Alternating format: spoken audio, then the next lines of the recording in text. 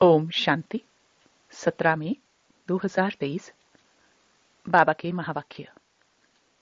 मीठे बच्चे, स्वयं की संभाल करने के लिए रोज 2 बार ज्ञान स्नान करो। माया तुमसे भूले कराती, बाप तुमको अभूल बनाते। प्रश्न: किस निश्चय व पुरुषार्थ के आधार पर बाप की पूरी मदद मिलती है? उत्तर: पहले पक्का निश्चय हो कि मेरा तो एक शिव बाबा, दूसरा ना कोई। साथ साथ पूरी बलि चढ़े अर्थात ट्रस्टी बन प्यार से सेवा करे तो ऐसे बच्चे को बाप की पूरी पूरी मदद मिलती है। गीत। हमें उन राहों पर चलना है।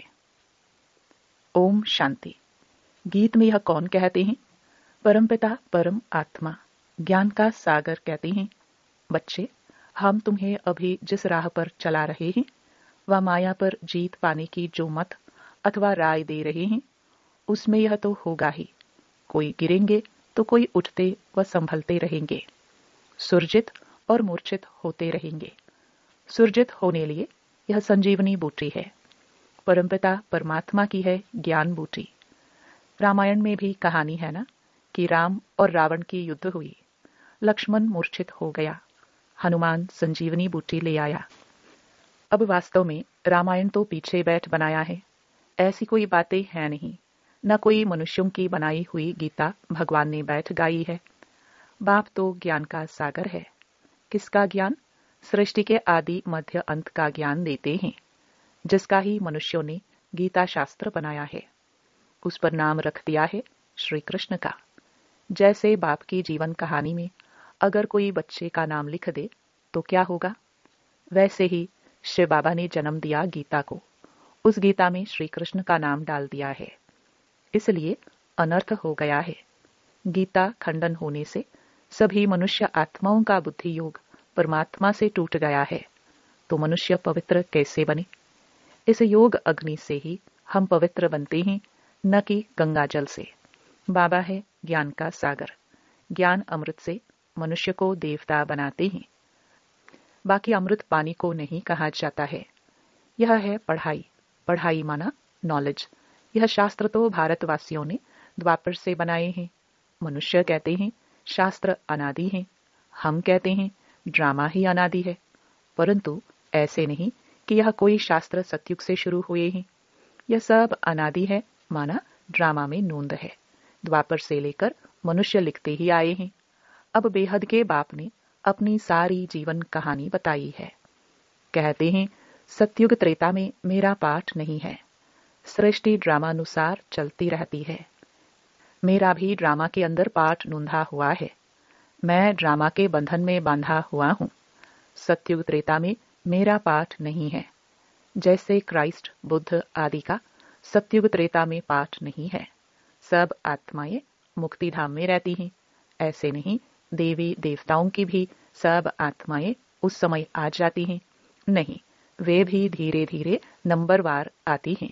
फिर सतो प्रधान से बदल सतो रजो तमो स्टेजेस में आती हैं।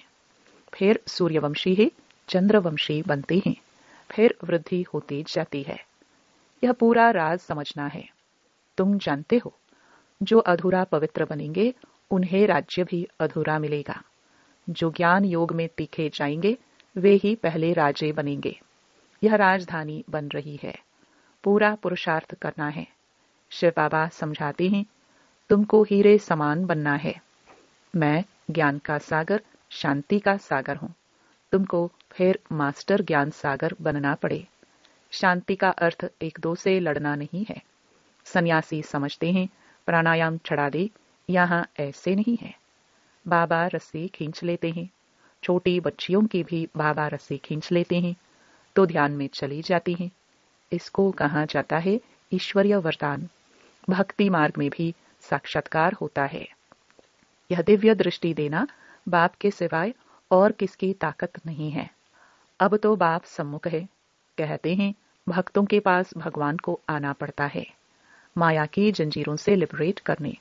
बाबा कहते हैं मैं जानता हूं यह माया की युद्ध है।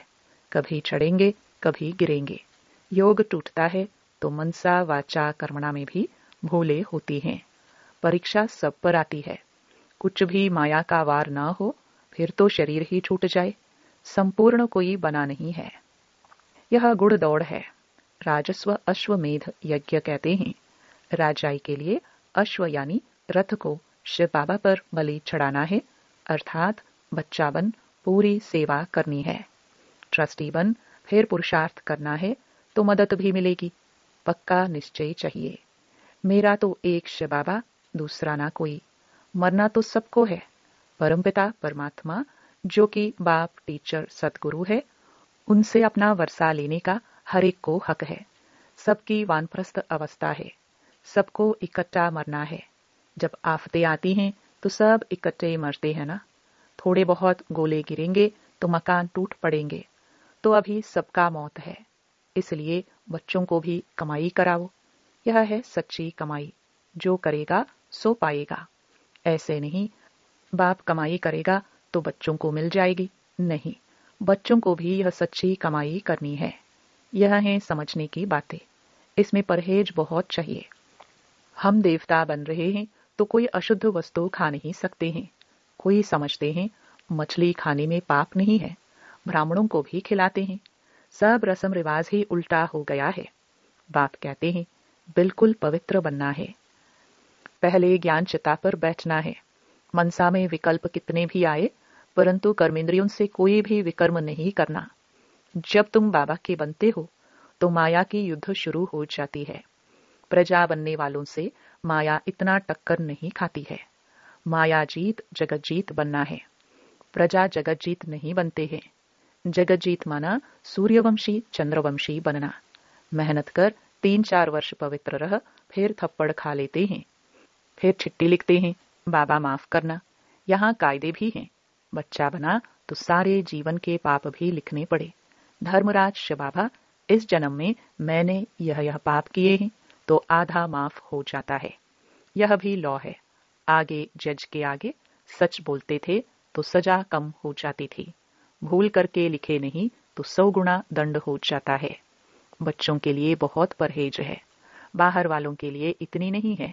इसलिए डरते हैं। बेहद का बाप अथवा साजन जो सौभाग्यशाली बनाते हैं उनके बनते नहीं। भूले तो होती हैं, परंतु आखरीन अभूल जरूर बनना है। यहाँ बहुत परहेज रखनी है। समर्थ का हाथ पकड़ा है तो बाप संभाल भी करेंगे। सौतेले बच्चों की थोड़े ही करेंगे। सगे बहुत थोड़े हैं तो भी कितने बच्चे हैं जो बाबा को चिट्ठी लिखते हैं।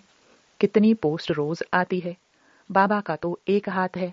हर एक लिखे मुझे अलग पत्र लिखो। अभी तो बहुत वृद्धि होगी।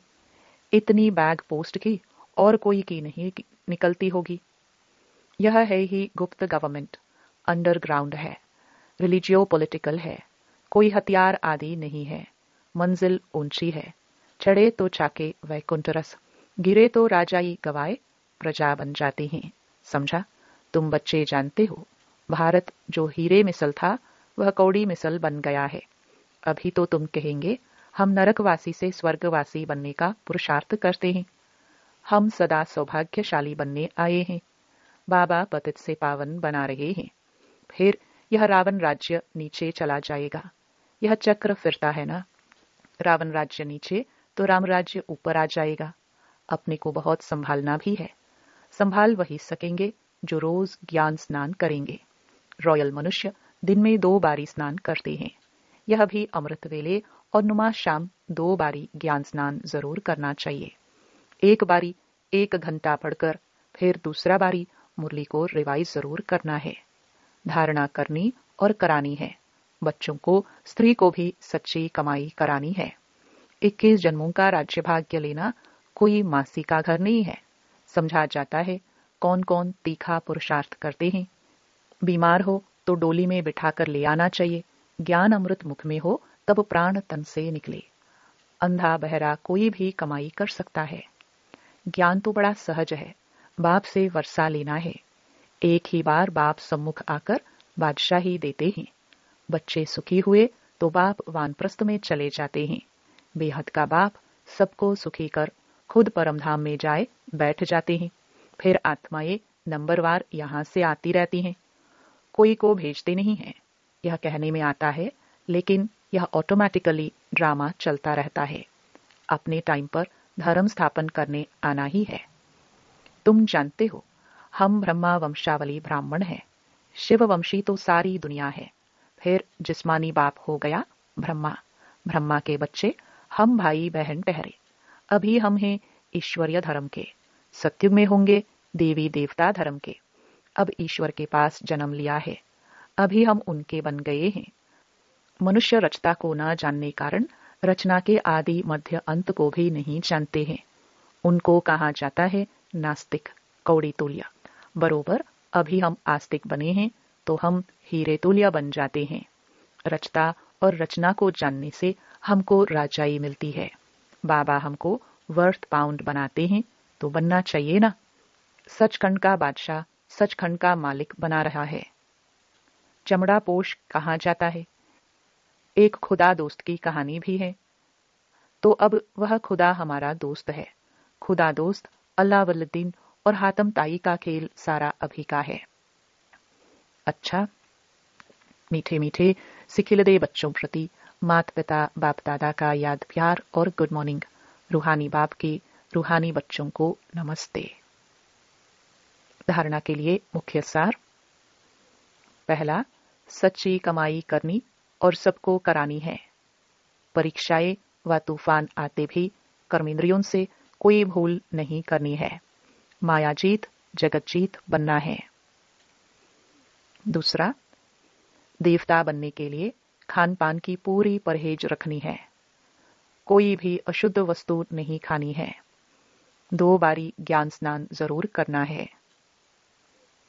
वरदान, एक बल एक भरोसे के आधार से सफलता प्राप्त करने वाले मास्टर सर्वशक्तिमान भव।